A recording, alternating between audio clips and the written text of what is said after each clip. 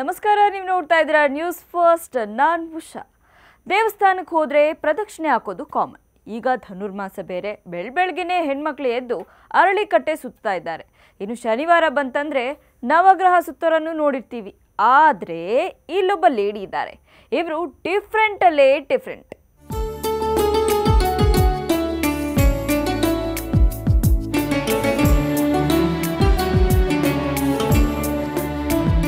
ನೋಡಿ, ಬೆಳಬೆಳಗ್ಗೆನೆ ಮಡಿಯಿಂದ ಬಂದು ಭಾರತೀನಗರ ಪೊಲೀಸ್ ಸ್ಟೇಷನ್ನ ಹೇಗೆ ಪ್ರದಕ್ಷಿಣೆ ಹಾಕ್ತಿದ್ದಾರೆ. ನಮಗೂ ಆಶ್ಚರ್ಯ ಆಯಿತು. ಅಲ್ಲ ಮೇಡಮ್, ಏನು ಮಾಡ್ತಿದ್ದೀರಾ ನೀವು? ಹೆಣ್ಮಕ್ಳು ಪೊಲೀಸ್ ಸ್ಟೇಷನ್ ಅಂದರೆ ಭಯ ಪಡ್ತಾರೆ. ಆದರೆ ನೀವು ಹೀಗೆ ದೇವಸ್ಥಾನದಲ್ಲಿ ಸುತ್ತೋ ಥರ ಸುತ್ತಾ ಇದ್ದೀರಲ್ಲ, ಯಾಕೆ? ನೀವು ಯಾರು? ನಿಮ್ಮ ಕಥೆ ಏನು ಅಂತ ಕೇಳಿದ್ವಿ. ಆಗ ಅವರು ಅವರ ಕಥೆಯನ್ನು ಎಳಿಯಾಗಿ ಬಿಚ್ಚಿಟ್ಟಿದ್ದಾರೆ.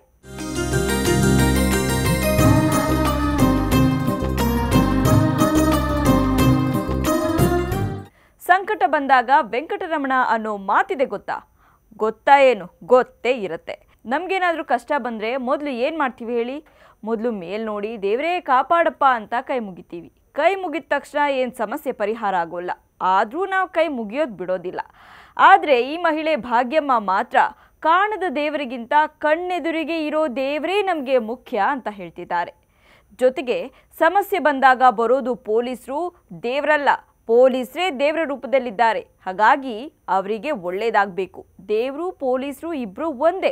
ಮನಸ್ಸು ಹೇಳಿದಂತೆ ರೌಂಡ್ಸ್ ಹಾಕ್ತೀನಿ, ಕಳೆದ 10 ವರ್ಷಗಳಿಂದ ಠಾಣೆ ಪ್ರದಕ್ಷಿಣೆ ಹಾಕ್ತಿದ್ದೀನಿ ಅಂತ ಹೇಳ್ಕೊಂಡಿದ್ದಾರೆ.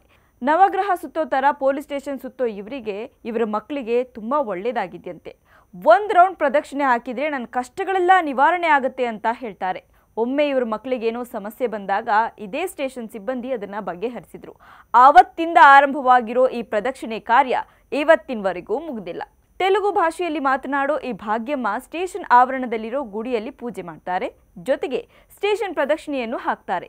ಇಂದಿರಾ ಗಾಂಧಿಯನ್ನ ಕೊಂದವರಿಗೆ ಶಿಕ್ಷೆ ಕೊಡಿಸಿ ಅಂತಾರೆ. ರಾಜೀವ್ ಗಾಂಧಿನ ಕಾಣಿಸಿ ರಾಹುಲ್ ಗಾಂಧಿನ ಚೆನ್ನಾಗಿ ನೋಡ್ಕೋ ಅಂತಾನು ಹೇಳಿದ್ರು ಅಂತ ಹೇಳ್ತಾರೆ. ರಾಜೀವ್ ಗಾಂಧಿ ಹೇಳಿದ್ರು ಅಂತ ತಮ್ಮ ಮಗನಿಗೆ ರಾಹುಲ್ ಗಾಂಧಿ ಅಂತ ಹೆಸರಿಟ್ಟಿದ್ದಾರಂತೆ. ಹೀಗೆ ವರ್ತನೆ ವಿಚಿತ್ರ ಅನ್ಸುತ್ತಲ್ವಾ? ಕ್ಷಣದ ಮಾಹಿತಿಗಾಗಿ ನೋಡ್ತಾ ಇರಿ ನ್ಯೂಸ್ ಫಸ್ಟ್. ನಿರ್ಭೀತಿಯಿಂದ ನಿಮ್ಮ ಪರವಾಗಿ.